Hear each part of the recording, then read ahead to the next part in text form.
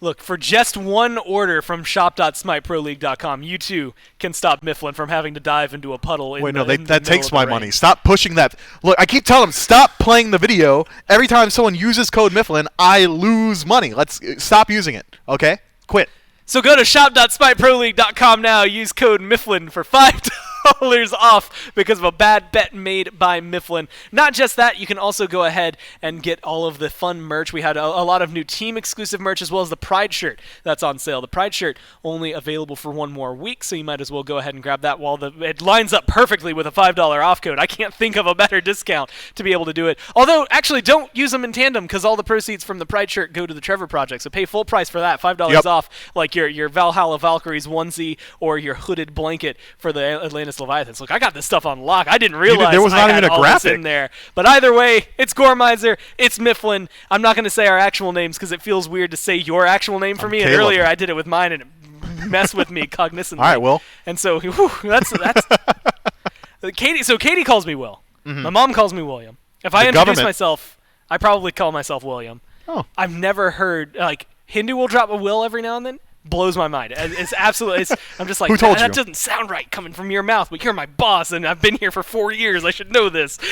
Yeah, it's coming on 4. Congratulations. So pretty soon. Hey, thanks. Either way, well, it's not coming on 4 years, but we'll only have max 3 games to be able to go through. Average Joes and the Juarez Jaguars. Now, looking towards the way things have been going, Mifflin, it's going to be up specifically to these average Joes to keep things going for themselves because things did not go the way they would have wanted. Again, it's kind of highlighted. They're in the relegations for a reason.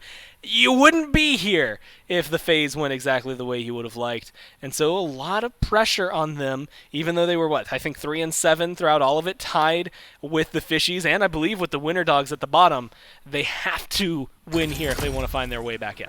Yeah, this is an Average Joe draft that is the El Leon Uzzy boys. Got Baronary over there, Griff, Promise as well. They are the SCC representatives here for us, coming up against the Juarez Jaguars, which are the SOC representatives who have got equal bits talent on it. But you got to highlight the talent that we know about, the guys who've been around for a while and trying to reprise their role in the SCC, maintain the status quo if you would. And they've got plenty of talent over there, man. I mean, Uzzy in particular has been a standout for a very long time. Go back 3, 4, 5 years. He was one of the players that a lot of people were talking about as he's going to be in the SPL. He's going to change how people talk about Solo Lane.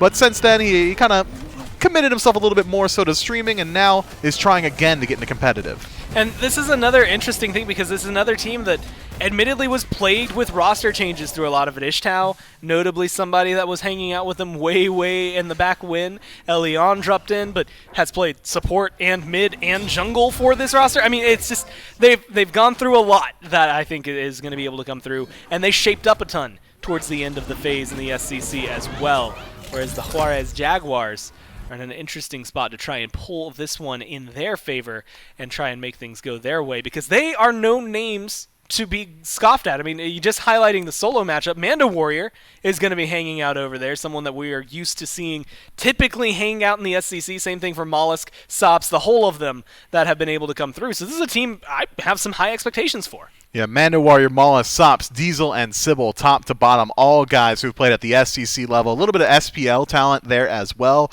Mollusk has a brief stint inside the SPL playing that jungle role, is reprising himself in the jungle here for this one. And every single one of these guys are ranked players through and through, man. If you queue up in a Masters queue, there's like an 80% chance at least one of them is going to be inside of your game because they are so constantly grinding Smite. I'm excited for this one. We'll see whether or not they can prove it here on the competitive stage because they've already done it in the ranked scene. And here's the throwback for you, but a long time ago, I mean, most of these guys have been on teams, have competed in the SCC at some point, and way back before I was hired, I highlighted that 4 years. It actually gets to come back to that. Prior to that, when I was just doing the contract work for SCC, guess what? These guys were there for it. Like, they have been playing for a long time, and they've been pretty good at it so far. We'll see if they are able to give the average Joes a run for their money. Win, and you're in for this set. That is all that matters. The first 1 to 2 gets to go to the SCC, and the other one is eliminated from the contention. And already we're going to be kicking things off kind of spicy. Did not expect Scylla first ban to be the first thing I saw when I looked at the picks and bans, Mifflin. Look, I was going to go into my whole spiel of the average Joes have got a couple of picks that have been consistent throughout the phase for them. The Scylla out of mid immediately gets removed from the conversation because they banned it away from themselves. Guan Yu and Nike have been some of their favorites out of the Soul Lane, and Mercury out of the jungle has been a premier pick for this average Joe's roster. I can't do the exact same thing for the Jaguars because, well, we don't have nearly as much data on them as a team, but I think they are showing that they have got a firm grasp of the meta so far. Gilgamesh, Chiron, and Tiamat removed from the playfield here, and, well, I wouldn't argue with those bans. Athena, the first one who gets locked in on their side. First pick for average Joes. We saw earlier, though, can be easily out of place if she misses the dash or if the taunt doesn't go their way, and admittedly had an easier game going up against a triple warrior comp as opposed to anything with a hunter, so maybe we'll see something different from the average Joes. It's Giannis and Serket, which a lot of flexibility. Giannis, not so much. We know where he's going, but the Serket, support or in the jungle there. And a Ganesh locked in. Athena, look, let's roll it back a little bit. Take your clocks, wind them to April-ish, maybe slightly earlier. We're talking about Athena going solo, jungle, or support. And it feels like we're getting one of those three. Well, maybe only one of those two, jungle or solo, out of her this game. Man, this is such an Uzi move here, man. I'm flashing back to my Smite console league days. Got to play against Uzi a fair bit. It is impossible to convince him to play the meta picks. Instead, he plays whatever he feels like. Sometimes it's the Artio solo. Sometimes it's things like the Athena solo as well. I think it's pretty unlikely that we see Athena jungle. Instead, it should likely shake out as Athena solo Ganesh support. And it brings a good deal of global presence. Is going to allow him to kind of ignore his lane once he hits level 5. Instead, get involved in team fights over towards the long lane or in the 3v3 in mid, and then transition that into Gold Fury pushes or something along those lines. But the more he utilizes that Defender of Olympus to help his team, the less time he spends farming. That Soul Lane is going to have to play very cognizant around that. Hu Yi Gib now getting locked in. Not exactly the duo lane I was expecting to see on this side. Soul Merlin were banned out on the one side. Ares Tier for the other average Joes as they took it away. The Geb locked in. And it's going to be helpful in dealing with, say, Ganesh, Athena, and someone we don't get to see nearly often enough. Thor locked in, presumably for the jungle here. I feel weird trying to put down the pillars as Raijin gets locked in. So Athena more than likely solo, maybe a Ganesh solo. That seems like it might be a waste. Throw him into the duo lane with the on her. An interesting draft from the average Joes. Yeah, somehow Raijin making its way all the way to the 8th pick inside of this lobby. Usually banned out in that first phase. Instead, going to be the last lock-in for the mid laner on the side of average Joes, whose team composition makes a good deal of sense. It's standard Smite. They've got good engage, be it through the Confound or the Dharmic Pillars from a range. Even Thor can use that Anvil of Dawn to close the gap. And then you've got good, consistent damage output from a range. Desert Fury as well as the Tycho Drum from Raijin. Whereas you take a peek over on this Jaguars draft, well, it's just good global presence from Giannis. You've got good single target DPS and CC between Serket and Set. But it is a little bit more execution-centric. The way they have to approach these fights is going to have to be a little bit more nuanced. A lot more pressure on the Jaguars to make this one work compared to what the average Joes have. But the average Joes have to show their worth. It's winning you're in. Let's see how game one shakes out. We've got one more slot in the North American SCC, and one of these two teams will fill it. It's the average Joes versus the Juarez Jaguars. My name is Dolson. Taco's with me. Doug, working the camera for our final set of the day and the final team to make it through into the SCC. And we get to see a champion, that I'm very excited about. Leon going to be playing this Thor, a pick that I love to see. Haven't gotten to see it all that recently. And should make some waves here in game number 1. It's a classic choice, though, when it comes to jungle picks. I mean, Thor is definitely one of those gods, Dolson, where a little bit of high execution certainly comes to mind, but when you think about the pairing of that semi-global ultimate, I thought Sop's already under fire. 1 HP and a Dream can't make it, though, into his tower line of safety. Promise going to eat a tower shot for it, but when it comes to giving his Raijin a first blood bounty to start, no complaints whatsoever from that Ganesh. And this is what's very important is Promise at level 1 goes on over to the mid lane to help out with first blood. That means Griff needs to play extra careful over here on the left-hand side of the map because he's in a 2v1 over there. Sybil gets some damage in onto Bayroneri, but Leon is here to kind of body block out the extra damage. Half HP on both Leon and Bayroneri. Mollusk is going to send out the spear, looking for something extra there, but now it's the re-engage from the average Joes. Leon, one auto attack away from getting the kill, but it won't be there. Instead, Sops turns around the damage, and you figure there'd be some chaos here in our 4th and final set of the day. The last tick of damage is there. Sybil also gets the kill. We're all tied up at 2. We've got 4 kills, Dolson, within the span of a minute and a half, and you would think that this game has gotten further along, but that's just the level of aggression that both of these teams are working with. A lot of blood being spilled so far here in the mid lane. Meanwhile, in solo lane, Geb versus Athena. Yeah, the drums of war ringing out from the solo lane as 2 Guardians go toe-to-toe. I imagine, all right, so there's usually pretty low kill pressure over in the solo lane. I have to imagine it's effectively negative outside of maybe jungle making their way over here, but I don't see these 2 really setting up a kill for one another. Vicious battle there from Ozzy and Mando. It's like Warrior. trying to, you know what? Every once in a while, like a support will be like the last 2 alive after a team fight, and they'll just kind of wail on one another before they leave and say, "All right, we're not killing each other." That's exactly. Solo lane is just going to be a long, drawn-out support fight for a little while, and I love the bit of going over the top and trying to like really get hype when 2 supports are trying to fight one another.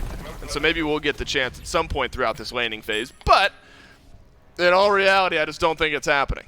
I respect the hog, though, from Mando. Yeah, don't you? So that he doesn't I don't have enough to damage. He's going to spend a year and a half otherwise trying to clear that blue buff. I mean, he might actually age in his lifetime trying to clear that blue on his own. But all jokes aside, though, Dolson, this is just what you would expect. Right. The aggression focus was never going to be on this solo side of the map. This is all about just farming out 2 really team fight oriented Guardians to try and play around the objectives. Yeah, that's going to leave Promise and Sybil on a Ganesh and a Serket respectively over in the duo lane. I'll hold that thought though, because as Uzi does get aggressive here, Mollusk is in, Cataclysm is down, but Uzi not taking that much damage. Will the ultimate get out in time? Yes, it will, and it's over to the mid lane, and Bayroneri provides a bastion of safety for Uzi to escape. Not really much else for Sops to do there. It doesn't have that through space and time to try and have some sort of follow-up opportunity, and even if he did, still have to deal with all of that Thunder Crash. Even the Taiko drums could have come out as a potential peel opportunity there for Bayron. So I respect the decision from Uzi, not waste any time. You might as well expend that Defender of Olympus anytime you feel yourself even under the slightest bit of aggression. I think, is that a caster's curse moment when we just finished saying that, or exclusively me, I literally just said, yeah, nothing's going to happen here. Then Mollusk is like, hold up. I think for what it's worth, we did say when it's just the 2 of them in lane, nothing's going to happen. But like maybe there's a chance in the first few levels for a jungler to come over. But now we're starting to get to the point where ultimates are up, things like that, and some of the tankiness is starting to roll through, that it will be difficult. Though it's cooldown boots for Uzi, and so we have seen some of that hybrid damage on the Athena. Leon makes his way on over to the left-hand side of the map. The initial stun doesn't connect, but the wall afterwards does, and that's an easy Desert Fury for Griff to tilt the score on over towards the average Joes. Not entirely certain if it was 7 or 8 spears that Diesel ends up eating there, but either way, the damage was certainly more than enough to solidify the kill onto that Hou-Yi, and Freebie get the through space in time in the process. Sops, though, never really had an opportunity to try and actually save the life of his teammate. Unfortunately for Diesel, that's the disadvantage you play into as a Hou-Yi up against the likes of a semi-global like what Thor can provide. And so now it's all about keeping, and I guess that's the big mindset when you get these semi-global type of ultimates. It's all about keeping the ward coverage up if you're the Jaguars, really in every single lane on the map. I got to imagine it's tough in the mid lane because, you have these jungle entrances on the left and the right. There's 2 on either side. You've got to keep that in mind. You almost feel like maybe you need 4 sets of wards up to feel 100% safe around something like the Thor at all times to be able to sniff out that ultimate on its way in there. And so Sops is going to have to be careful. If there's ever a moment where this set of beads is down in the mid lane, that's absolutely something Leon will look to take advantage of. Curious, though, if Leon is opting to invest more points into that hammer toss, or if he's actually looking for the Berserker's Barrage instead. It is going to be the 3, actually, so spin to win seems to be a little bit more favorable here for Leon. And I like that because there isn't really that much interrupt. Aside from a taunt out of Sybil, maybe Diesel's able to find that Mark of the Crow into the Ricochet, but for the most part, Mollis doesn't really have a way to intervene against that third ability against the Thor, so whoever on Juarez gets caught out, they just have to eat the full extent of that damage. What do we think? Because I'm kind of passively looking on over towards the supports here as well. Benevolence tends to be the standard starter for the supports that we see. And then a Sentinel's picked up here for Sybil. Viable enough, I assume, to maybe make some sense here for the Circuit. Largely just a different style of team play because I think Sybil is just putting a little bit more trust into his teammate Mando to kind of pick up where he leaves off. Speaking of which, Sybil going to catch Leon in the final breath, and Leon might be able to escape just by the skin of his teeth. Maybe he can re-engage on a Sybil, who will leap on over the wall towards the red buff. Leon, if that had connected, probably would have had enough of a volley of damage to make that one real close, but Sybil survives, so does everyone else in the mid lane. That sudden crashing that the Jaguars really have to be careful of this game. You got Leon, who's coming in from God knows where. You have Uzi with the Athena ultimate that can close that gap there as well. So there's suddenly going to be 2 extra people in these fights that the Jaguars might not see coming every single time. Mollusk has taken this opportunity, though, to rotate on over. It's an invade on the blue buff, invade on the back camps as well. Sops sub 10 HP maybe out of the mid lane, and the Giannis will live to fight another day, but now Uzi looking for a taunt on Mando.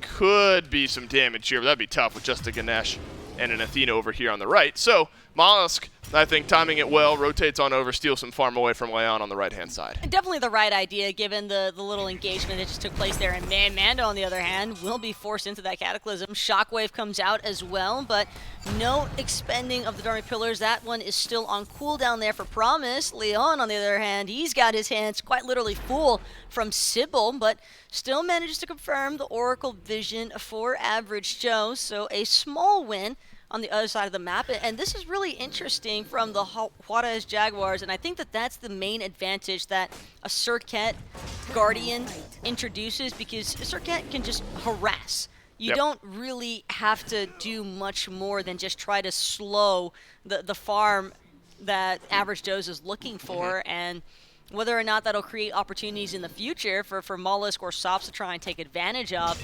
that's to be determined, obviously, Dolson, but I do think that the intent so far from Sybil has definitely been in the right place. Just follow Leon around.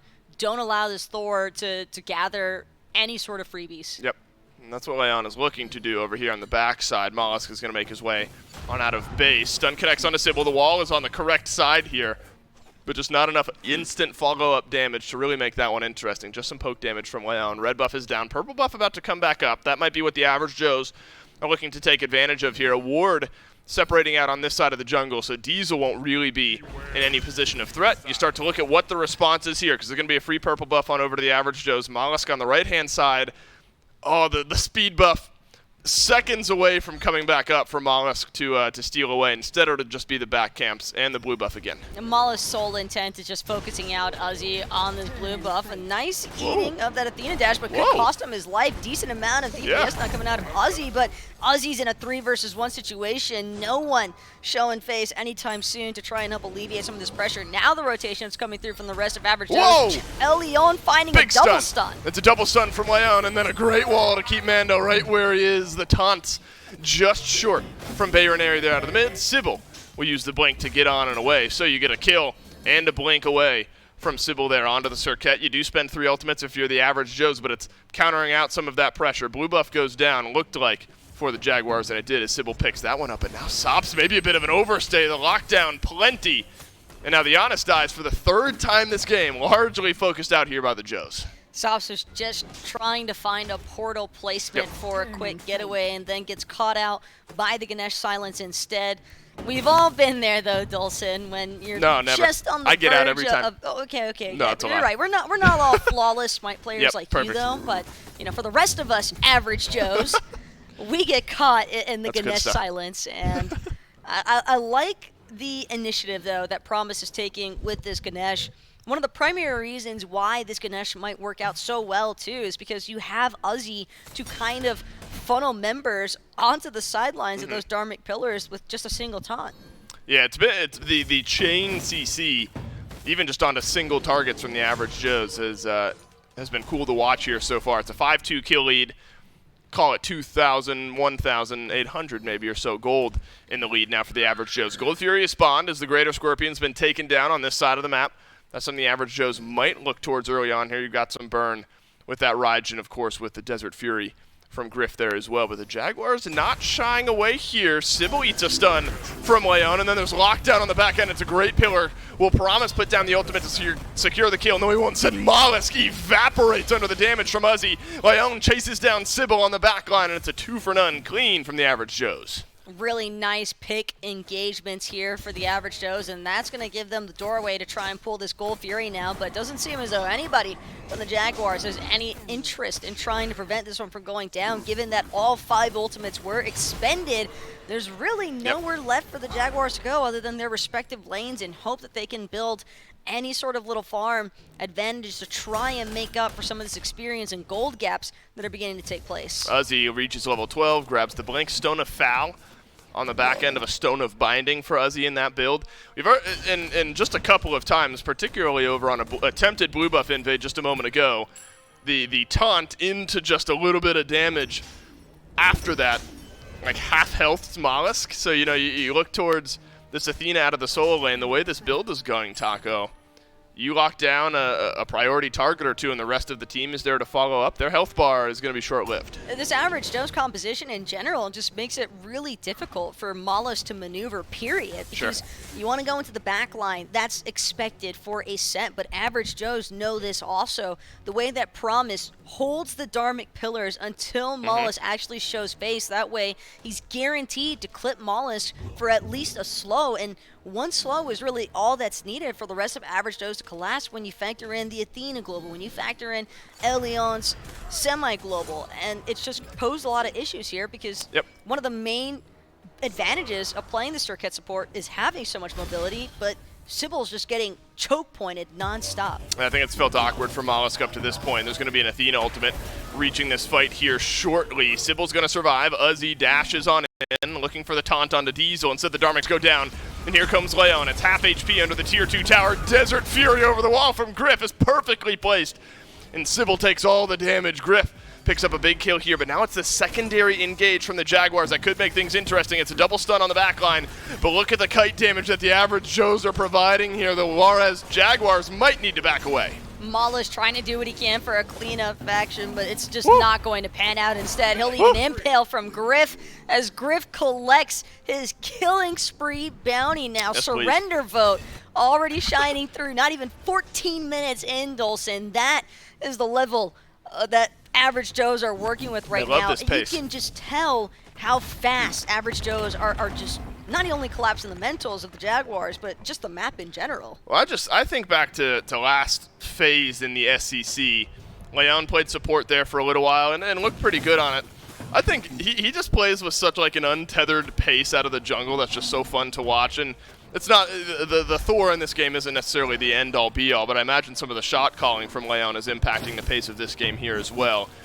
But everyone from the average Joe seems, at least in game 1, to have bought in to this in-your-face, run-you-down play style, and I think the draft pretty indicative of that there as well. So you're 4.5, almost 5,000 gold in the lead, 15 minutes into the game. It's going to be an Oni Fury coming up here shortly. This is one of those games probably difficult for them to fumble away the average Joes because of the global presence, because of the lockdown that they've already shown. This is the type of draft that can continue to force that issue and continue to build that lead. Anytime you've got a Raijin and Anher leading the charge into the enemy team's jungle, that kind of spells enough of the trouble that the Jaguars are in right now as Griff and Promise get off another successful buff invade into the Jaguars. That red buff has not been available for Sops for quite some time, and all these little buff advantages and invades, Dolson, on top of the objective play and lack of tower presence in mid, is just making it all the easier for Average Joes to continuously attack into the Jaguars, backline, frontline, wherever they want to be. It's just entirely up to the Average Joes to decide. I think if the Jaguars had it their way, everyone would be on the back. I don't think Sybil or Mando want to be on the front line right now, given the amount of damage that we've seen them take in these last couple of fights. Sops takes half of his HP and damage as Leon follows up a wall with a nice double tap on the hammer. 3/4 of the way is the Oni Fury back to respawning. I imagine that's the next time we'll see these two teams kind of group up and maybe show some face. But already, I mean, look, you're 16 minutes into the game. That's going to be the second Fury of the game as Mollusk loses that engagement over with Uzi and has to leave. Already, this short end of the game, one lost fight around a Fury could kind of seal things up. A nice double Cataclysm from Mando Warrior. He'll take the portals out and away as the Tycho drums from Bayroneri. Won't be enough to close the gap of Leon. He's got the Anvil of Dawn. He's got the ability to re-engage. Sybil yet again takes most of the damage from a Desert Fury, and it's Uzi who picks up the kill. And one more time, it's just the Average Joes completely picking apart every single aspect of this Jaguars composition. There is just nowhere left for the Jaguars to run. It's just whoever the Average Joes decide to focus, they either barely manage to escape or they die outright. And this fast pace that we keep mentioning, Dolson, it's so detrimental for a comp that relies, I think, a little bit more around Mando Warrior on this Geb, actually having an opportunity to hit that late game stride where we could start to see some of that Geb presence make a little bit of an impact towards all of this burst damage that the Average Joes are bringing out. Instead, Average Joes, they're just going to continue trying to expand their lead. They know Oni Fury's up for grabs. Jaguars are aware as well. It's just whether or not they can actually do anything about it. Yeah, I'm not sure the Jaguars can do anything about it as the Oni Fury looked at now by the Average Joes. Sybil could throw a shot out there. Let's see what happens. Mollusk around the corner as well. Haven't seen this set show up all that much because every time the set shows up, feels like Mollusk is forced out of the fight. Now it's Uzi dashing on in, forces Sybil to back away just a little bit. Sops uses the portal to get back by the red buff. It's a great stun, great CC connecting on Mando Warrior. Through space and time flies on in, but no health bars are looking low to me over on the Average Joes. That means the Oni Fury is going to get looked at here. Big re-engage ultimate as well used by Leon onto the Oni Fury, but I think smart from the Jaguars. Soft backing away from that Fury. Nowhere left for the Jaguars to go other than backwards there, Dolson, because through space and time, that's their best form of objective contest, and once that's been expended, there's really nothing left for the Jaguars to do other than watch Average Joes continue to compile on that golden experience lead. And one more time, Leon, he's just doing whatever he pleases, knowing that he's got the assistance of his team to follow him up wherever they go. Anytime you see one of the carries from Average Joes, what's the first thing you see next to him? One of the front lines. Yep. And it's so difficult for Diesel or Sops or Mollusk to ever look for a kill opportunity when their front line is 4 levels down to the carries from Average Joes. The moment that Sybil shows face, these Thor abilities weren't doing that much damage at the start, but now they're just complete chunks into his health bar. He's just so far behind. Yeah, Jotun's Warrior Tabi, Brawler's Beatstick picked up for Leon, and then into the Morningstar tree as well. There's plenty of options there to add on to some of that physical power for Leon as the game goes on. I think Mollusk, we've seen the answer from the set often has been, all right, there's literally nothing going on in this fight that I can impact. I'm going to try to strip away some of the jungle from Leon, and that's at least kept levels even there. And nobody on the Jaguars XP-wise is far and away behind. It's a 2-level difference for Sybil, who's behind Promise, level 11 to a level 13 there. It's kind of 1 level spread across everyone else.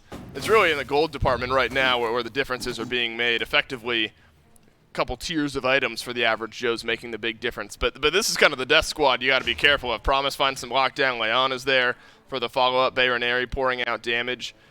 When these three are sort of roaming together, they can effectively do as they please. Also important to know, Ozzy actually leading top of the player damage charts with this Athena. Oh, yeah. And you already know how tanky he is because he's been posing enough of an issue onto the Juarez Jaguars backline. They just have not really been able to do any sort of substantial damage. The closest they've gotten so far was earlier on this game, but Mollusk and Mando not really able to punish this Athena solo in the way that they were trying to, and I think that ultimately, that focus towards the solo side of the map, while Average Joe's just picked apart on the duo and mid lane, I think that was more of an issue than anything else so far. That's a great point. That's where a lot of the Jaguars' pressure was, and look at the damage Sops has taken here. Tycho Drums, no good. Leon drops the ultimate in the back line as well, but the mobility of the Giannis stands strong this time. It's a TKO onto Sops, who has to head on back to base. Still some damage pouring into Mando Warrior here, but instead just going to strip away some of the back camps. But look at the immediate turn in CC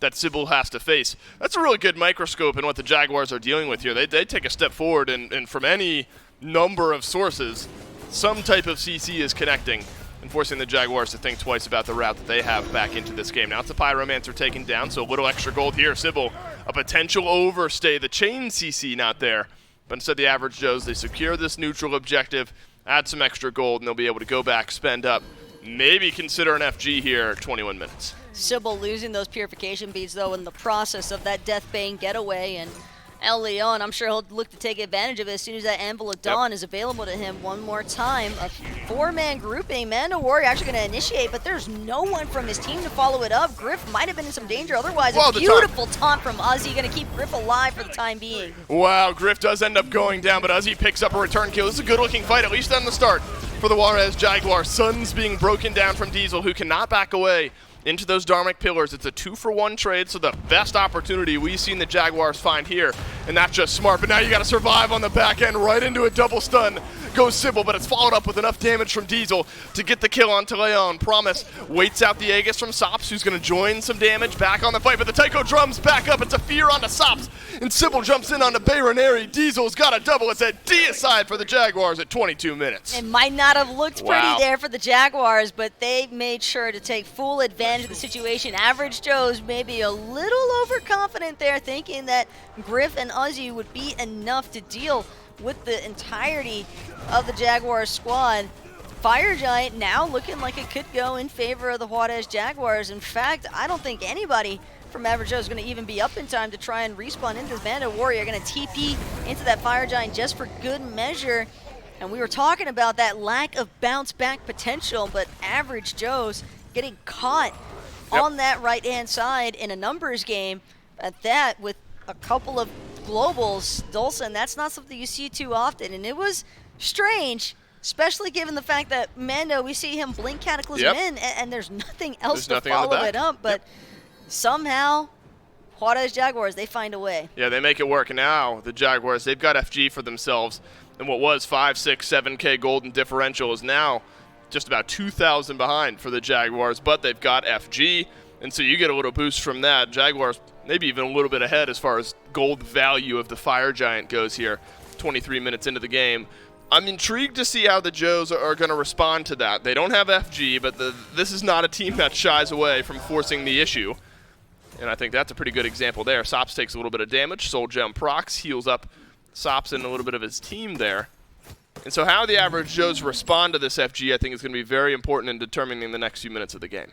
Well, given the fact that they really only lost that last engagement due to simply being outnumbered, and just by the time they were able to get the rotations through, a little bit stubborn, perhaps. Once Griff and Uzi were picked, probably best to just reset outright, wait for the Juarez Jaguars to pull a Fire Giant, much like how they just pulled the Gold Fury. Mando, though, getting absolutely obliterated. Cataclysm is good. Through space and time does clip onto Griff, but it's Mollusk who's on the getaway now from that Anvil of Dom at El Leon. Yeah, Leon's trying to close this gap here. Griff doing the same. It's a beautiful pillar, a beautiful wall. And there's the CC you hope for if you're the Average Joes. It's a double kill for Griff on the on her now. 5, 1, and 4. 2 members with FG now gone. Sop, Sybil, Diesel left on the defense.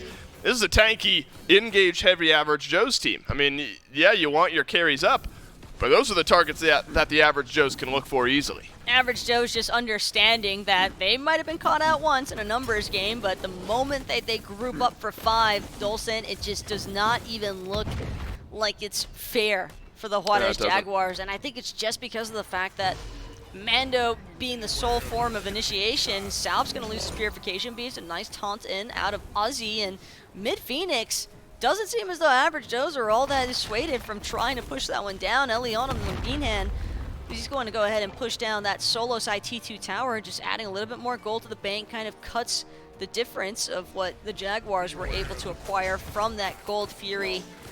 And it's really just boiling down, Dolson, to the fact that the Average Joes have a lot of shred potential immediately. It's just constant reinitiation. Whether it's a Ganesh silence, a Ganesh dash in, Dharmic pillars, or Uzi with the taunts, it is so hard for any of the carries on the Juarez Jaguars to actually keep hold of their relics.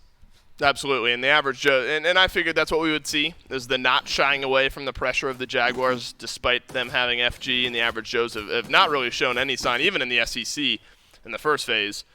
This team does not like to play slowly. Now, intrigued by what we're seeing on the map here. It's a bit of a roundabout route from the Juarez Jaguars, and the Average Joe's doing a bit of the same over towards the mid lane. So we're going to be engaging from different sides of the fight. Leon connects with the ultimate mollusk, deleted from the face of the game. Now it's Diesel dashed in on by Uzi as the taunt is saved, and it's saved for Sops on the back line. Then the follow-up stun from Promise is there as well, and Baroneri combines with some damage to make it a 2 for none. But just look at how this fight is breaking out, Dolson. And he's just completely ignoring Big the time. front line on his backside. Mando Warrior now My going to get goodness. destroyed with the rest of his team. Sybil, the lone survivor for the time being, but Griff has something to say about that. No, instead it's going to be El Leon with the killing blow. And this could very well be the end of the game here, Dolson. But I think it speaks so much when you have a Raijin free casting despite the fact that there's a Circuit and a Geb on top of him, and there's just no way for them to intervene. I mean, top to bottom, this is going to be either an easy one or a hard one for the Deaths to break down, because top to bottom, this is a great performance from the Average Joes. Everyone plays their role well. Leon out of the jungle really gets the party started. Remember, in the mid lane, we figured this game would be a little chaotic. It's a 2-for-2 trade in the mid lane, and we're 4 kills in, like a minute and a half into the game. We just didn't know which way this one was going to go. But then eventually you saw the game plan start to unfold from the Average Joes, the Thor really impacting the map, the Athena closing that gap. And when you talk, you bring up Chain CC, and then that's like the epitome of that draft almost. It was just disgusting. The carries never really stood a chance there for the Juarez Jaguars, because even when we saw the one successful team fight that they had leading up to the Fire Giant and Average Joes, it just had little to no concern about it. They're like, we'll still charge you at the Gold Fury. It's not like you guys will win the 5v5 heads up. And they were right. They knew that they could just collapse the back line from Juarez Jaguars faster than what Sybil or Mando could actually CC their own carries out. Yeah, the Average Joes, they love this pace of game, and it shows. Just shy of 30 minutes, Average Joes will win game number 1 win away of rejoining the SCC. We'll see if they can do it right after this.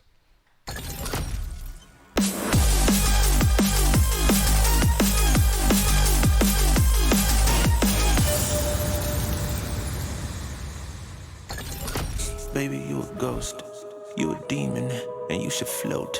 Get out the way and just go, and just go, and just float. Float like a balloon, apple, empty bottle, cork, styrofoam, and most dead bodies. You killing me, homicide. Look at your lying eyes. I should have been better laced, cause I failed too many times. If money the root of evil and you call yourself a dime, you gotta be penny wise, you gotta be penny wise.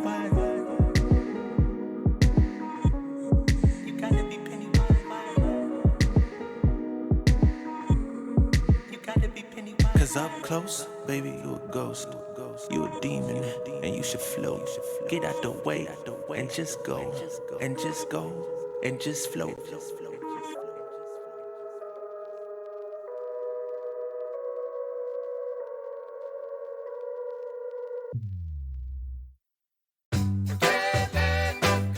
I can't let you go, baby. I just wanna tell you that. No.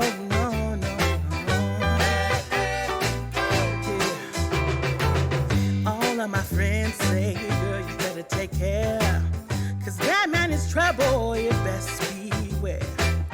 And though deep down, I know I might be headed for teardrops. Now that you got me started, I just can't stop. No. Cause I love you, baby. I can't let you go, baby. I gotta tell you that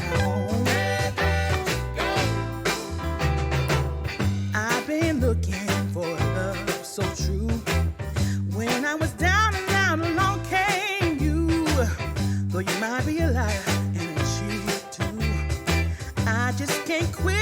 'cause I love you. Yes, I do.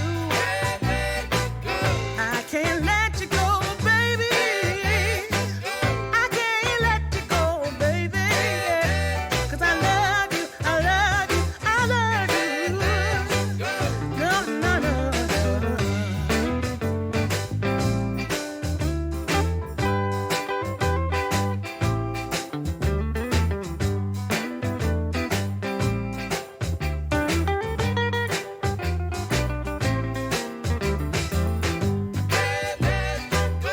Cause I love you, baby. No, no, no, no.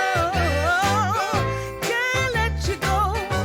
Cause I love you, yeah. There was a time I didn't have romance, but after I met you, I felt it was my chance. When nobody tells me good things about you, baby, I'm gonna stay right here, and I don't mean maybe. I can't let you go. I can't let you go, yeah. I can't let you go, yeah. I can't let, yeah. I can't let, you can't tell me.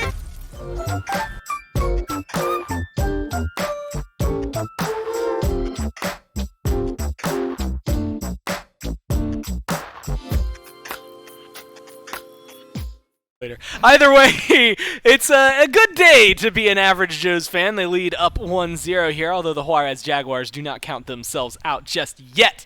And nice, vibrant colors, something that you can see on the screens behind you. Nice, vibrant colors, something you can also see on our Pride merch. In fact, a lot of good colors on that one, and all proceeds go to the Trevor Project. One more week to unlock this shirt, or these shirts, depending. There's two different graphics on there. I have the one directly front and center, but I do like the ones on the side as well. You can also get a hoodie if you would prefer. I know, like, my wife is very cold-natured, probably would rather have the hoodie than the t-shirt. And again, all proceeds, go to the Trevor Project there. Shop.smiteproleague.com, available until July 22nd, which, again, counted out 7 days from now. 1 full week. But it's Gormizer, it's Mifflin once again as we jump into this post-game desk. And Mifflin, I'm going to tell you, if you're really betting on the Jaguars, they've got to do I'm not betting on anything. Oh, yeah, not you. you wouldn't. You got to do a full 180 from where you just were, because that was not the way they wanted that game to go. No, it was not a clean 25-minute dub in favor of the SCC representatives, the Average Joes.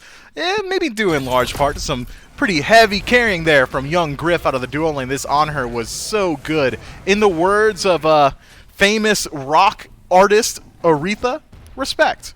That's the title of one of their songs. It's Respect. I'm not going to sing anymore so that we don't get copyright striked. Completely different artist. Either way, same line of thinking, right, that comes through. And unfortunately, Griff just did it. Look, there's a lot of ways. Like, Leon had a good game. I think Uzi did as well. But Griff is the one word that would leave your mind if you watched that one. I mean, just 7-1, was able to do a lot, 9.5 KDA, and really showcasing why on her, despite like nerfs that have occurred to him since his prowess early on this year, is still someone to be worried about. Yeah, I mean, the rest of the team's got to be looking at Griff, and in the words of famous American rock band AC/DC, have a drink on me is what they should be saying. That one's for free. You know what?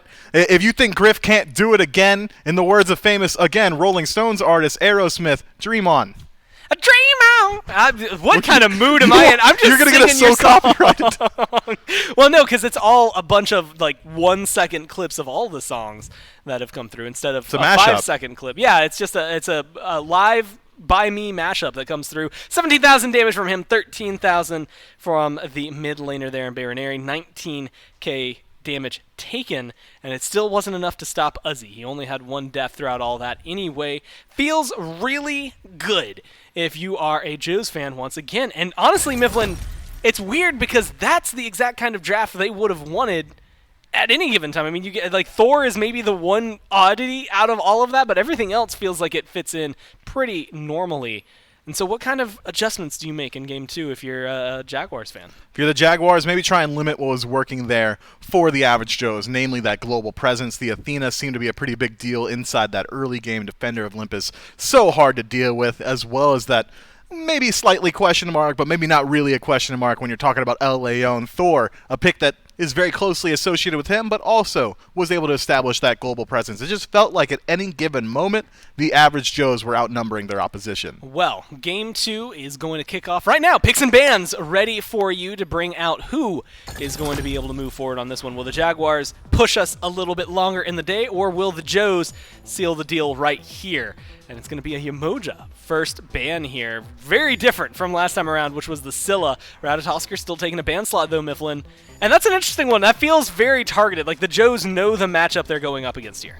They do, but I can't read, in the words of David Bowie, American songwriter again. Oh, I thought you were going to say title. David Olson. But you know what? I'm done with the songs bit. I don't think it's landing at all. I'm sure not a single person has enjoyed it, so instead let's reroot ourselves inside the analysis. You know what? Well, I'm not like that. a single person. I am married, you but are, like okay, I am an individual entity. Yeah, so Chiron, Athena, and Yamoja banned out. Tiamat, Scylla, and Ratatasker on the other side. Winner goes home. Wait, no, loser goes home if the Jags do lose. Winner Can you imagine gets to go into the SCC. Yeah, maybe try your best not to win inside of this one. Gilgamesh locked in first overall. Guan Yu on the other side can only imagine it's going to solo. Now I analyze it is the way that you just did things there, just so you know. It's going to be a great one. I actually like Gilgamesh because of the setup that he's going to be able to bring here. But the Guan Yu, the Honor, that's locked in on the other side. The Guan Yu, so this is the interesting thing that is to note about Mando, and this is more of a Jags note than it is about the Joes. And that is that Mando has Warrior in his name. Mando plays more Guardians than any other solo laner I think I have seen. But this Honor, once again coming back, Griff just did a masterclass on that. Merlin banned notably last time around, going to be able to make it through here for the Jags as well with this Hu Yi. And this feels like a jungle carry mid comp more than it feels like maybe a solo or a frontline that has been picked up. No, it does, but this does feel like a very quick-paced game, doesn't it, between the Ho Yi and the Gilgamesh, both gods. They can get involved very early on, and the same can be said of Onher and Guan Yu on the other side. Look, in the words of Tom Petty and the Heartbreakers, this one won't last long. He did, and I'm free. Fallen. Yeah, that one. That comes through. Look, we're all on the. Yeah, we got Dave in the background. Been here for 9 hours. That is mental reset, word reset. As we get into this one, Ymir, Wukong banned out on one side, Daji, Tsukiyomi banned out on the other. Agni, of all things, not exactly what I was expecting, but not necessarily out of the wheelhouse. Something that the Joes have been picking up a little more regularly lately. Yeah, I like Agni just by and large. I think it's a god that's slept on a little bit here. Because that god is on fire. That's also another song, but it's like girl instead of god in that song. All right, look, I've been doing like actual song talk. Anyway, so I'm going to go back and analyze this Agni pick. Rainfire is still a phenomenal poke tool. He applies anti-heal really well. The dot keeps that anti-heal ticking through if you pick up Divine Ruin. His poke damage is incredible, and he's incredibly safe as well. I'm just surprised we haven't seen nearly as much Agni, and I think very likely with the patch coming up, we're going to see some more. Well, they loop back around. They grab the Circuit this time around. It looks good. Well, a second time around if you're the average Joes. Thanatos locked in. Look, you were talking about getting involved early and wanting to fight. That is exactly what the Jaguars have done here. This draft screams aggression, and they want to be able to go in there. But here's the important question for you, Mifflin. Is it enough to win? It has the potential. Both drafts have the potential to win here. One, slightly more execution-focused. You guys can't hear it, but Dave looked me right in my eye and told me to bet on it, and I won't do it because last time I lost about $40,000, right, to chat, so it won't happen again. We got to stop with the song bit. I can hear it now. Hinduman, I'm going to go off stage into the green room, and I'm going to have so many texts saying to stop. Your bit, it was funny, and then it went on too long, and then it went on even longer, and I don't know why. Yeah, well, keep your head up. We did get that note last week. We genuinely walked off a desk and he said, your bit went way too long. In the words of Tupac, keep your head up. Well, we're going to have to see if this is a Cabra can or a Cabra can't. In game number 2, can the Jaguars win this one? It's do or die. I hit it off. But you know, we'll roll with it into game number 2. Keep your head up. Tupac said so. That was like a Michael Scott thing. It was like, keep your head up, Tupac. Mifflin like beneath it with the last dash, and he told us, so I'll keep my head up, don't you worry, as we kick off game number 2 here between the average Joes and the Juarez Jaguars. Game number 1 that really spiraled out of control there for the Jaguars.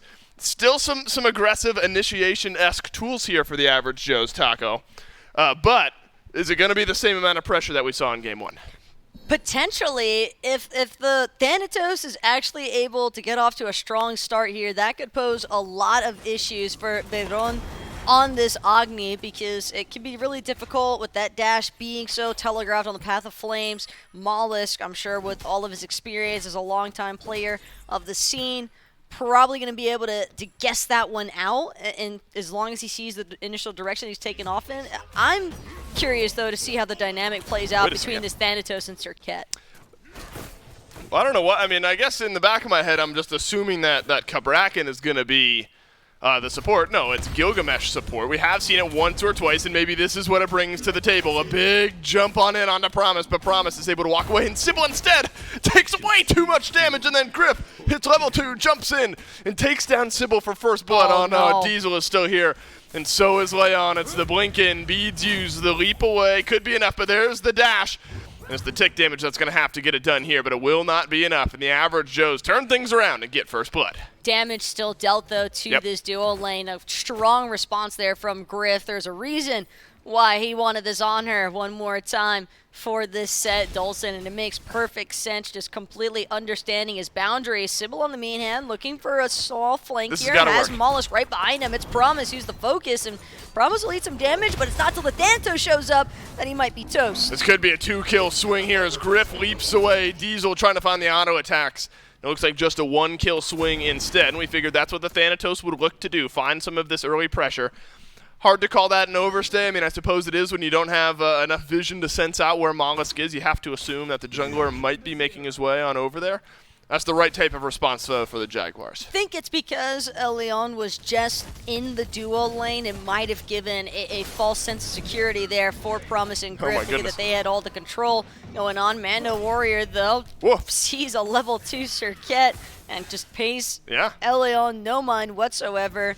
Has the advantage on the wave clear. Mando Warrior, you were asking about the Kabrakan being in the support role, but if there's one thing you got to learn about Mando, Dolson, it's that this guy loves his Guardians. Gore was completely right in his assessment. For somebody who's got Warrior in their name, I've never seen somebody play more tanks. I know, and Kabrakan, tanky in class, but absolutely does big burst damage to targets early on here. Leon's going to have to leap away. It's a blue buff invade gone right as Sybil is here on over from the left-hand side of the map to assist on that blue buff invade. That means the average Joes are going to have a chance to invade onto purple buff here as Diesel's largely been left alone, but Mollusk is going to walk right on through the vines that Griff just cleared.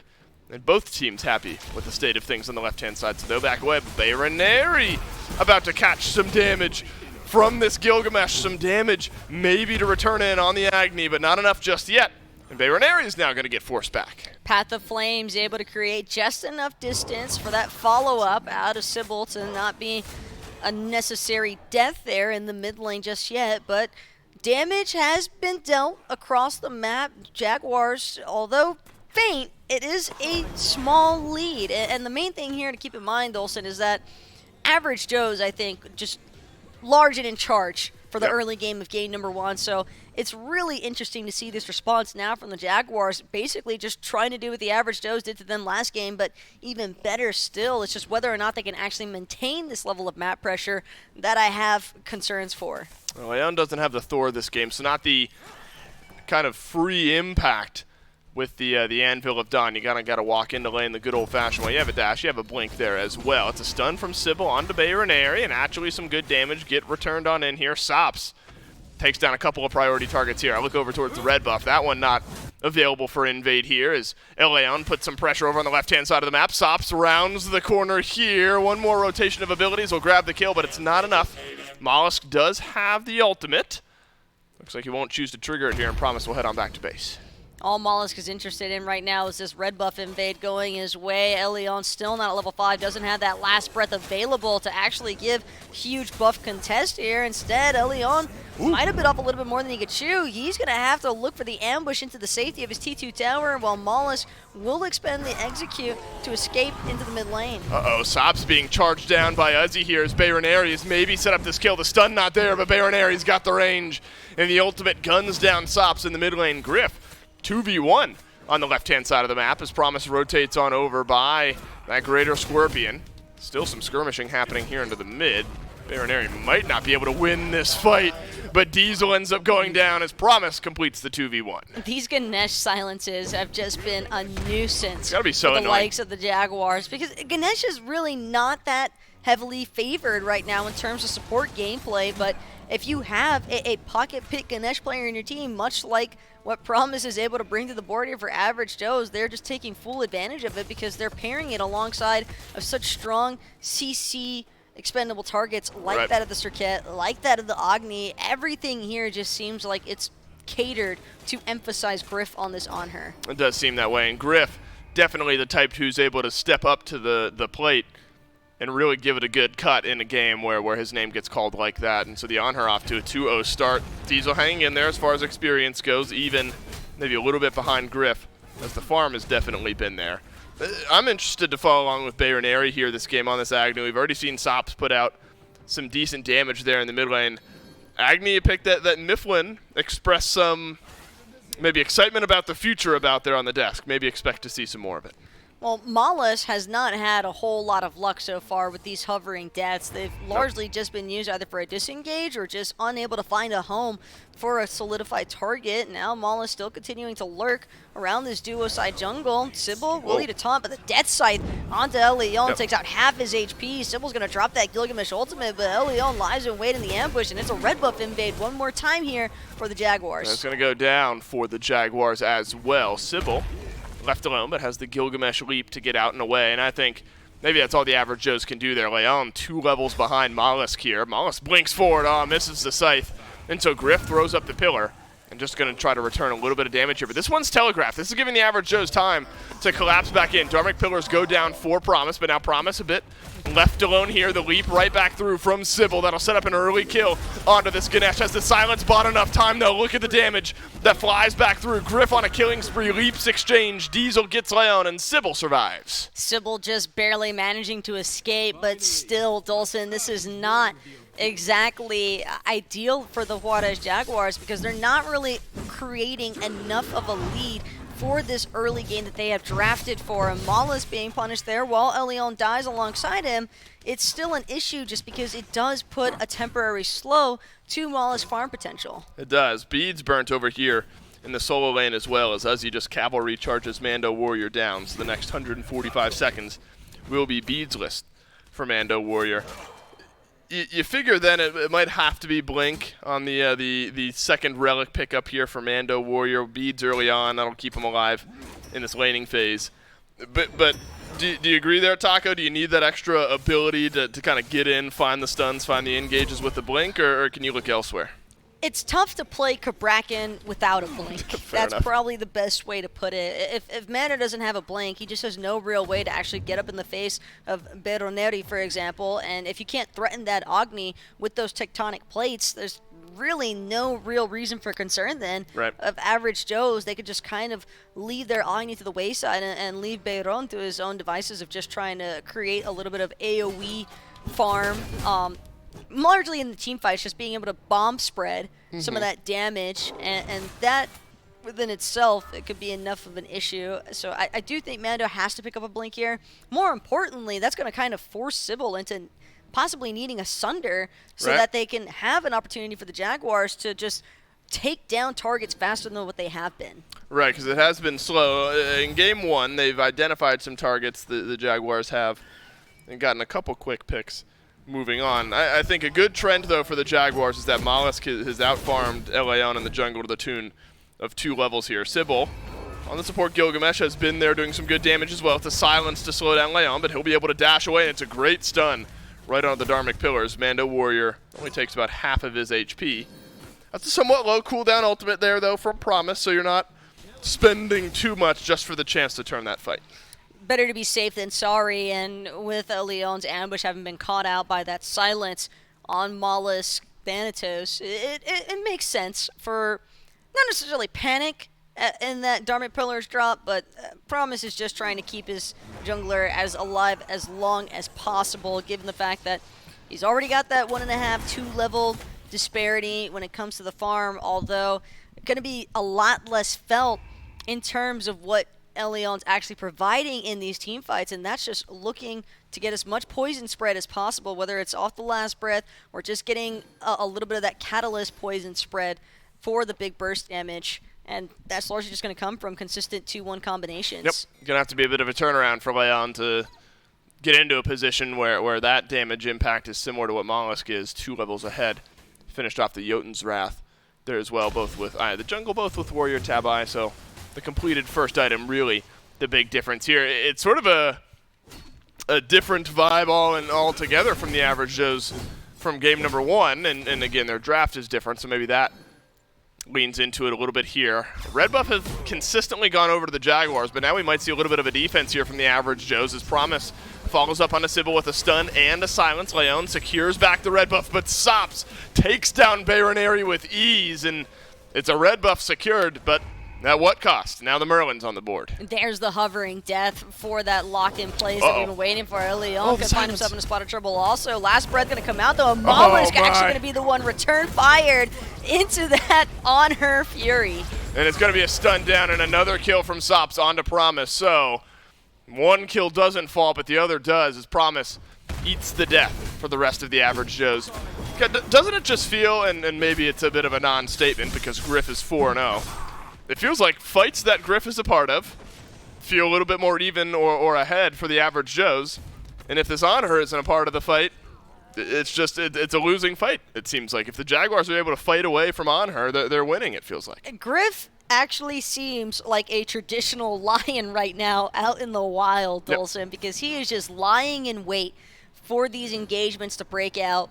And every single time, he's the one largely collecting every single one of these last hits, and that is a scary sight to behold for the likes of Mollusk, because these Desert Furies, it's not like they're going to hurt any less, and with the way that Griff's been able to connect on a lot of these pillar impales as well, it certainly poses a pretty large issue for Diesel even, because now Diesel just completely susceptible to being solo invaded against the likes of Griff, and Griff just continuing to try and build upon his lead as much as possible. I think smart from Griff here to back away after the purple buff invade, sensing that the Jaguars may be starting to close that gap a little bit. There was a ward over on Griff's purple buff here, but he'll take that one down with ease. So level gap building over there on the right-hand side of the map for the Joes. Leon was 2 levels behind, remember, but has since closed that gap.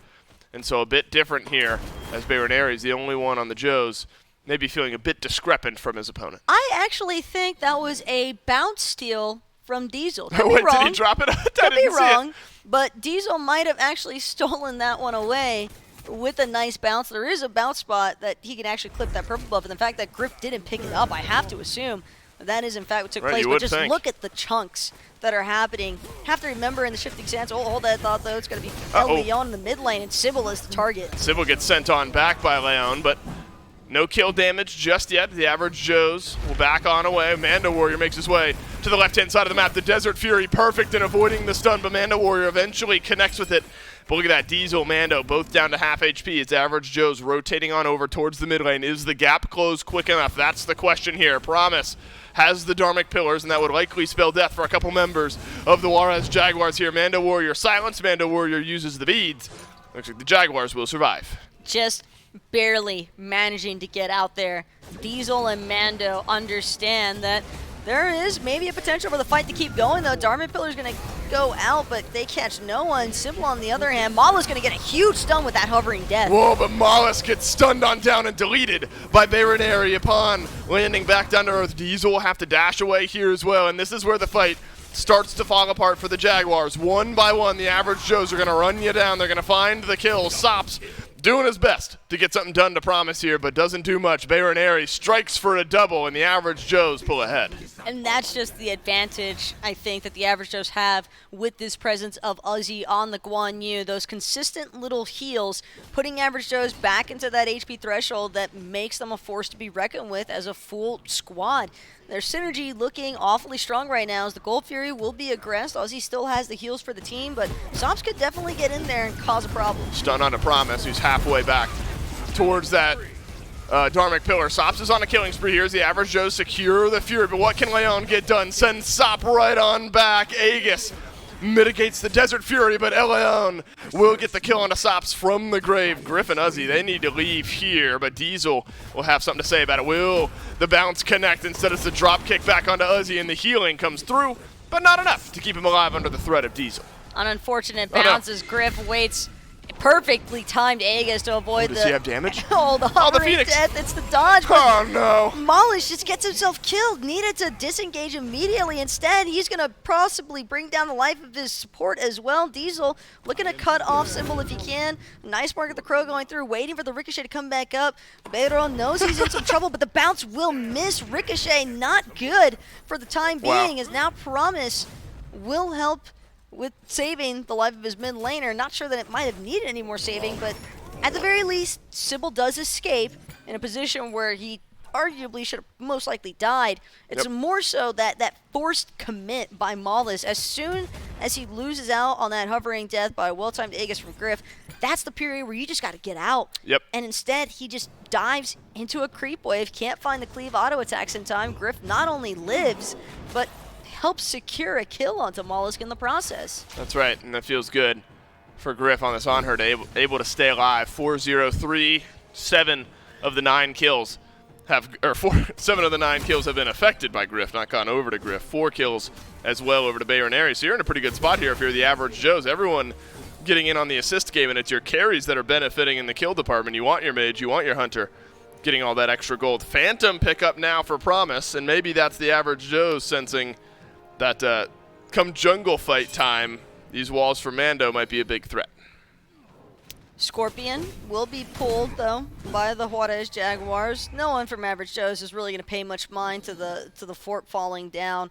Just more so about when that Pyromancer and Fire Giant actually spawn. Sybil, on the other hand, though, could get caught out. Nice taunts in from El Leon, unable to connect with that last breath until he finally finds Sybil underneath the tower dive, and tower dive is good to go. El Leon, though, could be in some danger here. Hovering death utilized by Mollis, but he just does not have a way to get in. Now, what a turnaround here in this game from Lyon as well, from 2 levels down to now 1 level up. Promise spreads out some of the prots to the rest of his team. It's a stun for Mando Warrior on in. It's going to be Phantom used here by the average Joe. That's the disengage tool this time around. Mando Warrior gets pillared off, stunned against the wall. He'll have to use the beads now. Desert Fury flying on in, but as he rides right past the walls, and Mando Warrior going to trap himself into his own ultimate. Bayron got the damage, and down goes Mando once more.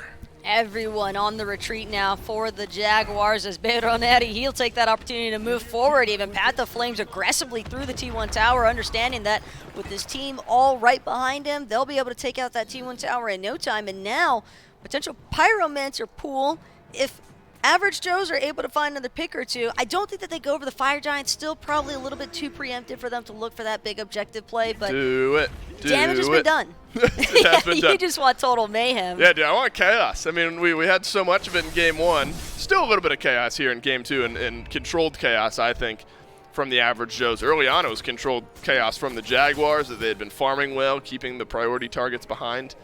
But it feels like only a matter of time before Griff shows up in one of these games, before Bayron on this Agony from the back line, able to rain down the damage. And so your hope maybe lies with Sops here if you're the Juarez Jaguars. 4-2-0 on the Merlin, top player damage in the game. Got to be about keeping him safe and setting up kills for your mid laner. The problem is, though, it's the setting up kills aspect for Sops. It's not really been much, if anything, that he's had to work with. A lot of those 4 kills really just coming off the back end of some slight oversteps from Average Joes, but already this Thanatos has seemingly lost a lot of its early game presence. El Leon just scoffs at the fact Gilgamesh back kick no longer the same threat that it once was in those earlier levels. Yeah, and that's a good point to bring up there. It really felt like Sybil in the opening stages of the game on this Gilgamesh was tearing through health bars. And of course, you build a little tankier when you're playing support Gilgamesh, so a lot of the damage numbers start to drop, and it's more about space control and team fight setup. But that also means Sybil isn't going to pose much of a threat outside of team follow-up to individual targets. Uzi in the mid lane, stunned down by Mando Warrior here, has the cavalry charge if need be, but instead Promise and some healing from himself will keep him alive here. Both junglers, level 15, Mollusk, 1-4-4. It's a blink away, and the hovering death. That's a big ultimate to burn down, but Leon has lost his as well. Pretty wild that Mollusk was even able to get that blink off in the first place. Guess that the initial tick of that last breath hadn't fully gone through just yet, as now the grouping from Juarez Jaguars seems to signify that they want to try and find a pick before looking to pull this Primal Fury. But having lost that hovering death, Mollis is a pretty signature piece for this Juarez Jaguars aggression, because without that cleanup execution factor, I just imagine it'll be really tough for Sops or Diesel to basically have much wiggle room here. They need to confirm any picks that they look for. All eyes on the carries here in this one. They're the ones carrying the weight of the kills for their respective teams. Griff has both of his active, so does Baronary, so does Mollusk, so does Diesel. So if that initial dive comes through, connects onto any of the 4 carries here in this game, there should be a moment of safety for either side, pending follow-up after the fact. Primal Fury was started just for a moment. It was kind of a soft start there for the Average Joes, but then immediately pulled away from Sybil. Lists on over towards the mid lane here. Will leap away as the ultimate from Leon, providing a little damage on the back end, but not enough to find the detonate and find the kill. Maybe enough, though, to give Griff confidence with the rest of the team in starting up the Primal Fury. It just seems like El Leon is just so willing to let that last breath fly, for good reason, because he forces the back from Sybil. You don't have to get a kill to find an advantage. All you got to do is force the front line back, and with Sybil pretty much being canceled out of the team fight, no real opportunity for the Juarez Jaguars to try and interfere with the Average Joes on that Primal Fury. And the first real lead of the game starting to open up here, Dolson. And I think we're also starting to see some of the cracks within this team composition that the Jaguars have opted for, largely being the fact that this Thanatos has just not been able to get up off the ground and running. It's not 1-4-4. Same as just a few moments ago here for Mollusk. Felt like early game there was some pressure there, and again, a bit of a level lead for Mollusk. But I think Leon has gotten himself back to a state of relevance pretty effectively here in game number 2. Now 2-2-5 over on the Circuit. A bit of a hybrid build there, as maybe we expect here on the Circuit. Gone to the round shield most recently. I'll hold that thought, because what a call here from the Juarez Jaguars. Just seeing how the Average Joes would respond. A little bit of damage thrown on into the FG as Sybil closes the gap onto Griff. That's the target you need to take down. The reigning Suns fly on through, but look at this. Look at Uzzy. And look at the re-engage from the rest of the Average Joes. It's Mando Warrior being looked at. Mollusk finally, with the hovering death, finds a delete, but so does Leon onto Sybil. Trading out one front line for another. Sybil, Uzzy, both being taken out of the fights, and Mando Warrior might have been caught out with a slight lazy back here. El Leon trying to run circles, could get killed by the likes of Diesel. Instead, it's an Aegis pool, and it's Griff with another one. Oh, it's a double. Make that 2. Mando Warrior going to eat that Desert Fury to the full extent, and Griff might be able to collect a 3-piece. Oh, this is just absolutely brutal. Griff, a couple autos away from the 3-piece, but it's no good. It's Baronary on the rampage instead, and both of the carries still rolling for the Average Joes. That's a fight the Jaguars are thinking, all right, look, we got a front line for a front line. We got solo lane down for support. We're feeling pretty good here. Then the Average Joes just space control a little bit better. Now it's half HP on the Fire Giant. Mollusk is in range here. Got to steal this one away, you think, to keep this game in somewhat close range now for the Juarez Jaguars. But instead, it's a pull off of the FG and then an engage onto Mollusk, who uses the Hovering Death here. As Fire Giant not pulled away from, but the Hovering Death not channeled in time, and the Average Joes get FG on 5. Mollusk could actually get caught out here. El Leon doesn't have the blink available just yet, but he's got 30% CDR. Mollusk does have 40% cooldown reduction as well, and Sybil to further reinforce trying to keep him alive, but the Relic Dagger movement speed is not enough. Sybil, on the other hand, he'll get gobbled up by the entirety of Average Joes. Trades out his life to keep the likes of Mollusk alive, but I think losing Sybil for Mollusk is not the trade you're looking for when it comes to a base siege that's about to take place. Yeah, it's a brutal time to lose your support. 20 seconds left with Phoenix being looked at here from the Average Joes. If you're not careful, if you're the Jaguars, you lose a couple members and don't get anyone. Could be looking at game over. Could be looking at your SCC hopes slipping away, but I think smart from the Average Joes. You see the damage ultimate from Diesel come through, you back away, take a deep breath, and engage you with your minion wave. But having to expend Diesel's Suns just to create a little bit of a time bide is definitely not the kind of team fight negotiations you want to take place here for the Jaguars. That Rising Suns is such an impactful ultimate because of the slows, and the slows could definitely just generate some opportunities for Mollusk, Sops, and even Diesel with his own auto attacks to have a little bit more of an impact here, but Mollis still keeps looking for El Leon, and instead, he'll find him. It's just not in the way that he imagined. No, Sybil looking for the dropkick as well, and El Leon has the tick damage to get the 1v1 against Mollusk, and how the tides have turned out of the jungle. Leon didn't want anything to do with that matchup earlier on in this game, and now can win a clean 1v1. The chase is on. The average Joe's chasing down the Jaguars. Big 3-player stun from Uzi on the back end of the cavalry charge. Sybil left alone in the pit with all the Vipers of the average Joe's. Diesel finding some good auto attacks, but look at the lockdown from Baronary before Mando Warrior, though, able to find a stun. It's a great Dharmic Pillar from Promise, but there's just not enough damage on the follow-up just yet. The Juarez Jaguars, they take a risky fight and they come out ahead. For the time being, that is until you look across the map and you Griff. see Griff pushing into that T2 tower, no one being able to back just yet. Average Joe's making sure to keep Juarez Jaguars full and occupied. Mando Warrior doing what he can to take up the tower. Diesel trying to take down Promise in the process, but this T1 tower is still standing. Mando's eating a good chunk of damage for it on the back end. Uzi and El Leon, last two members standing here. It could be a clean wipe for the Jaguars aside from Griff, but Phoenix? No, he didn't get the Phoenix. Did get the 1v1 against Mollusk. Instead, Mando Warrior has respawned, and Uzi is over back in the base of the average Joes as well. So the average Joes likely don't cleanly lose a Phoenix, though cavalry charge not available. Sybil tanking up the Phoenix here. Griff and Mando Warrior going toe-to-toe. Phoenix down to half HP. It's a blink right on through from Uzi. Sybil has to back away from the Phoenix for the time being, but there's enough damage to get the bird down on the left-hand side.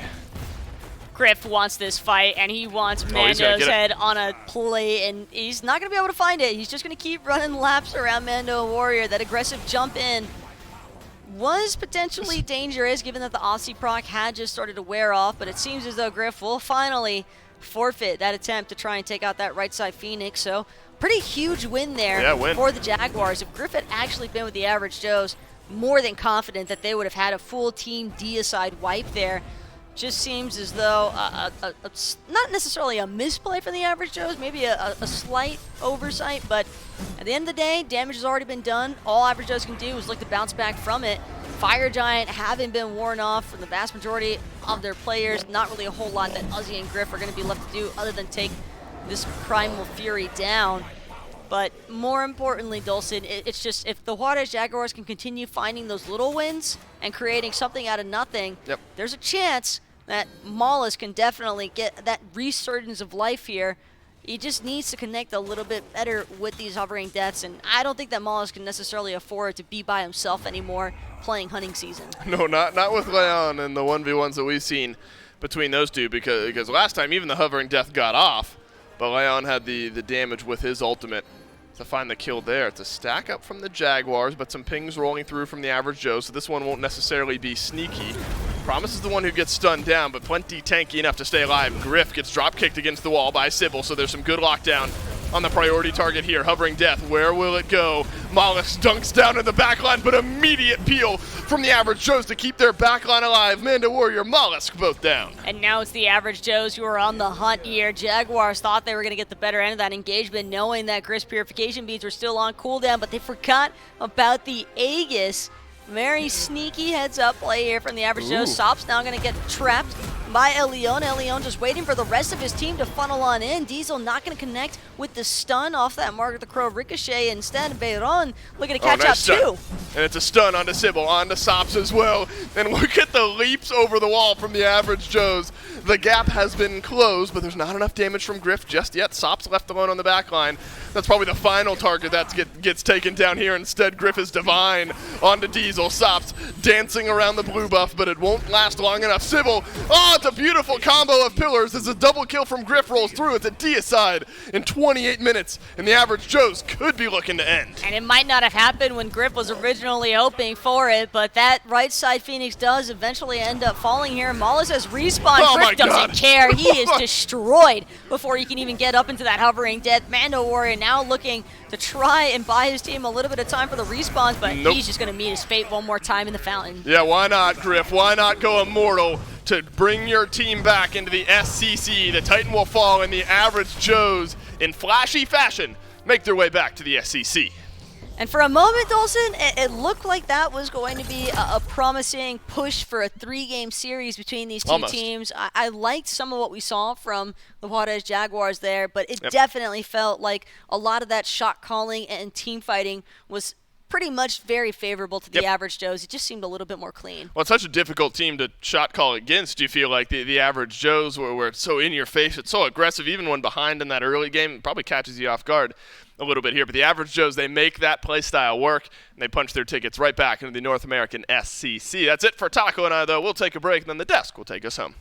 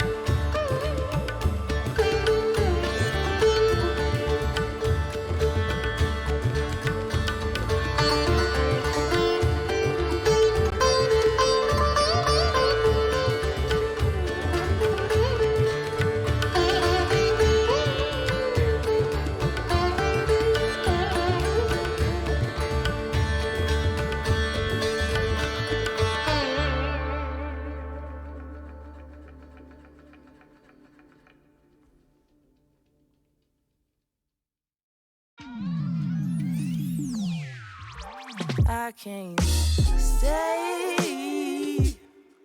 No, I always gotta go. Playing house, this ain't a home with my soul.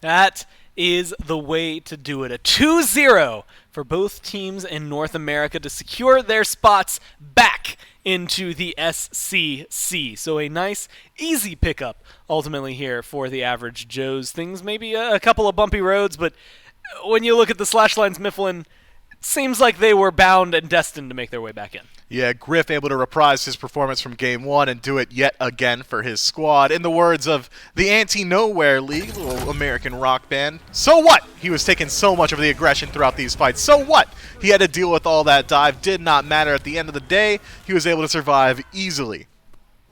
I mean, looked clean throughout all of it, like you said, and after Game 1, they let him have it again. That's the one that really kind of fools me throughout all of that. I think that was a stellar performance. That was a stellar solo kill, and a lot of the pressure they were able to get off of small moments. I mean, Griff just looks so good on this pick. That's all I have to say about it. But it wasn't just him this time around. A very good KDA for Griff, but it doesn't all come down to just Griff. Baroneri, as well as Leon, had really good matches, but I think Baroneri kind of deserves a lot of the spotlight because the hellfire from above that he was raining really helped out his team.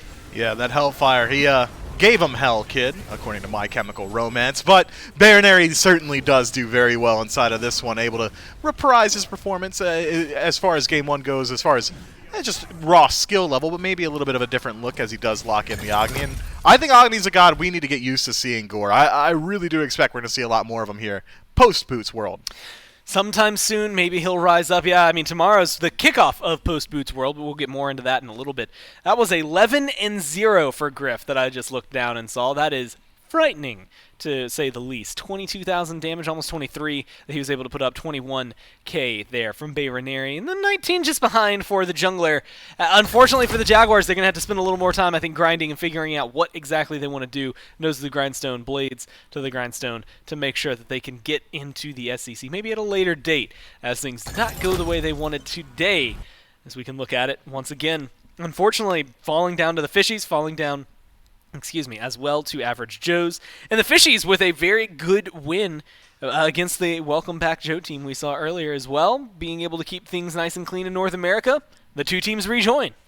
Yeah, no Joe, or only one Joe so far. Only one of the, Joe, and it's North the American 5 SEC. Joes. Yeah, on average. The 5 Joes. average Joes get to come back into the SCC. Yeah. Only one new SCC guy, right, over there in Europe. Yeah, only one new SCC team that's going to be joining us for Phase 2, assuming everybody still returns, which I can't imagine why you wouldn't. I mean, you just won the qualifiers. Very, why not? easy to be able to make it come through. You all looked good doing so, and I think it's going to be an interesting one. Europe, because of a new team, and North America to see how these two teams are going to be able to match up to their former opponents, who unfortunately locked them down here to begin with.